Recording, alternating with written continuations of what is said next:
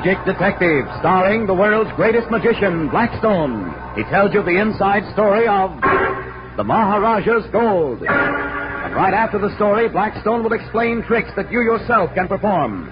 Reveal the guarded secrets of the world's greatest living magician. Now, stand by for Blackstone, the Magic Detective.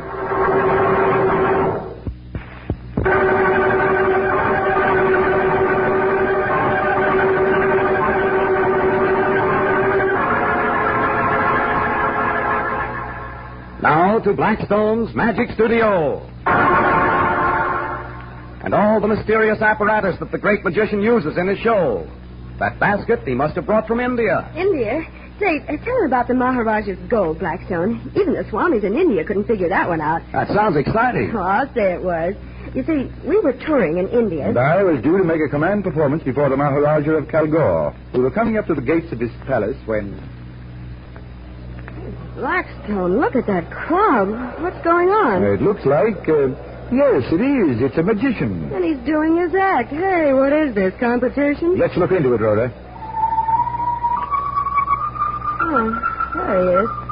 There's a magician. He's a Swami, Rhoda, not a magician at all. Ooh, I don't like the sound of that flute. It's sort of scary. It's an old Hindu chant that's supposed to bring wealth. Well, look at him. He's sprinkling sand on the fire. Now, what on earth... Just keep watching now, Rhoda. That guy's trying to put the fire out.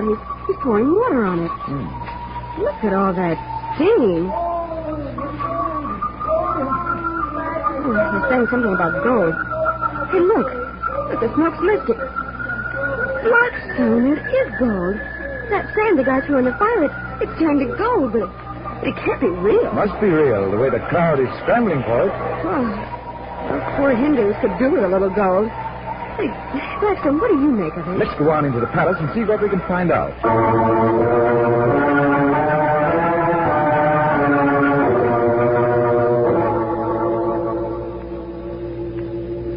Mr. Blackstone? Yes? My name is Kruger, Secretary to His Highness the Maharaja of Kalgore. How do you do? I'm very glad to see you here, Mr. Blackstone. You were supposed to give a performance, but you're a magician, and I wonder... You want me to find out how the sand is changed to molten gold, is that it? If you could. The Maharaja would be so grateful. I will take you to him.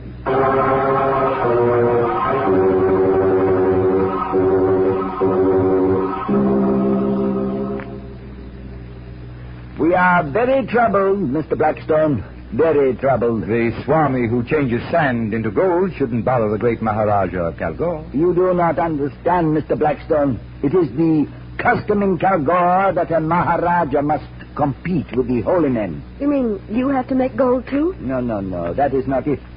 The holy man, the Swami of Benares, is giving his wealth to the poor. And not a bad idea. The poor sure looked as if they could use a couple of handouts. Quiet, Rhoda. Because he gives away his wealth, we must do the same. We must duplicate every gift he makes. Sure, that must cost you a pretty penny. Yes, if the holy man continues to work his miracles, soon there'll be no more gold in the treasury. Well, then what happens? Aside from your being broke, I mean. Abdication. So I thought if Blackstone, the great magician, could help me. By turning sand into gold? Can you? I wish I could. But perhaps I can discover the Swami's secret. By tomorrow, I may have some news for you.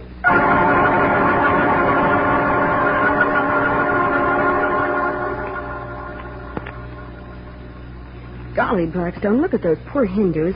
You'd think that with the Maharaja and the Swami of Benares both giving money away like mad, that there'd be no poverty at all in Kalgore. Rhoda, I've got it. Huh? Wait until we see the Swami of Benares do his act. We can see it from this window, can't we? Yes, we can see perfectly.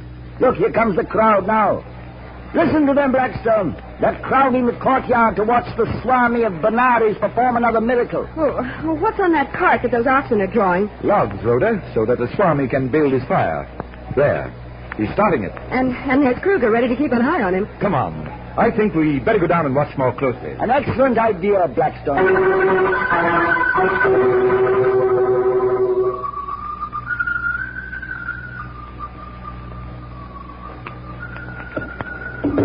Oh, there goes another log on the fire, and can that Swami pitch him?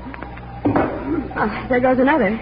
Oh, I guess it's the last. He'll be going into his long spiel. No, Rhoda. He's reaching for another log. Oh, that's right.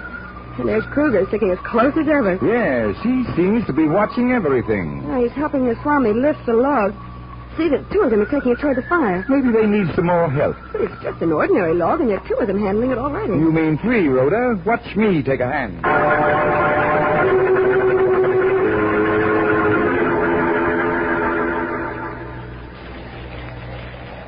Blackstone, what I just came along to help, Kruger. Let me give you a hand with that log. Look out. Look out. You're dropping the log on the pavement. Right where it belongs. No. Kruger. Oh, look. All those gold coins rolling out from that broken log. Look out. Don't worry, Rhoda. It's only Kruger. He's got a knife. Watch out, Blackstone. I'll get you for this, Blackstone. Let go, Miss Blackstone. Oh! The crowd grabbed Kruger. And they're grabbing the Swami instead of the gold. Because it's gold money, Rhoda. Money instead of the molten gold that the Swami produces. But where would these gold coins come from? Look at them, Rhoda. Why, they have the Maharaja's head stamped on them. Yes, and they came from his treasury, Rhoda. Kruger must have loaded them in that hollow log last night. Oh, so that's how the Swami worked his miracle. Exactly. And there is another mystery solved by magic.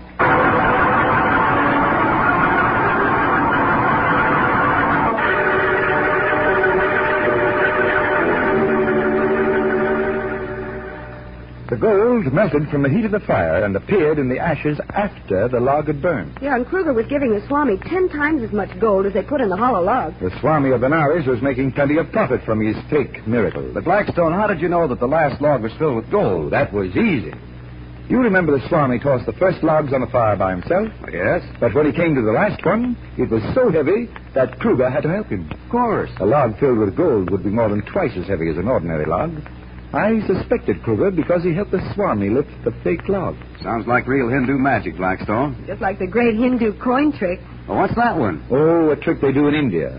But you can do it here just as well, if you know how. Well, how? Well, we must have a lot of coins. Pennies, nickels, any small change. Well, I got some dimes here. Me, I'm broke. I've just got pennies. All right. Now hold out your hand, Don. I'm going to count these coins into it. 1, 2, 3, 4, 5, 6, 7, 8, 9, 10. You got them? Yes, 10 coins and all right here in my own Now hand. hold on to them. Now I'll give Rhoda 10 coins, too. Here, Rhoda, you count them. 1, 2, 3, 4, 5, 6, 7, 8, 9, 10. Good. Now hold them tight. Now I shall cause one coin to leave your hand, Don, and show up among the coins that Rhoda is holding. I'd like to see you do it. You will. All right, Don. Now you count the coins from 10 to 1. Okay. 10, 9, 8, 7, 6, 5. Stop. How many more have you still to count? Why, only 4. And 5 and 4 make how many? Only 9. That's what I told you would happen. Give me your coins, Rhoda. Okay. You think you still have just 10 coins. All right, now, we'll count them. 10, 9, 8, 7, 6.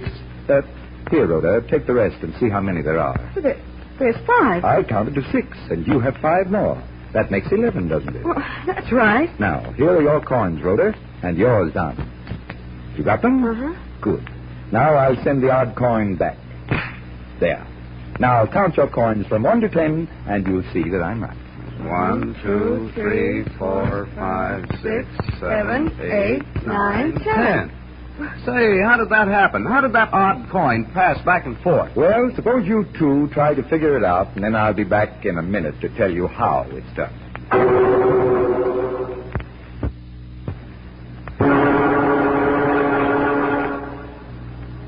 And now, Blackstone, how did that odd coin pass back and forth? I talked you right into it, and that's why the trick is so simple. Yes, but how could I have had 10 coins and only count 9? Because I started you counting backward. Give me those coins again, then watch and listen. All right. 10, 9, 8, 7, 6, 5. How many have I counted? 5? No, wait. Now, I'm waiting. you just said 5, but you've actually counted out 6 coins. That's it. Counting backward was what fooled you. So I stopped with the number 5. Now, how many coins do you still have? 4. Right. So when I said 5 and 4 make 9, you would ordinarily believe me, wouldn't you? Well, I did believe you. Say, that's clever. But how did you make my 10 coins seem to be 11? Well, give me the 10 coins, and I'll show you.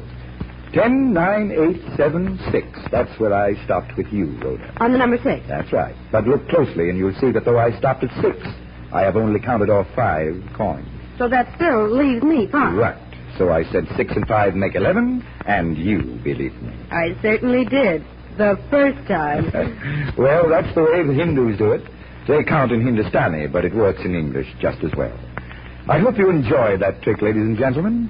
And now, until next time, this is Blackstone saying good magic and goodbye.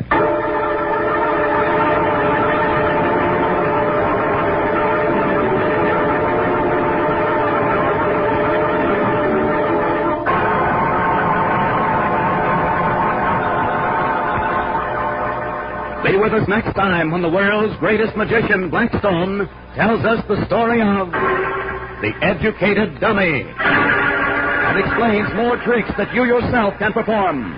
Listen in again to Blackstone, the world's greatest living magician.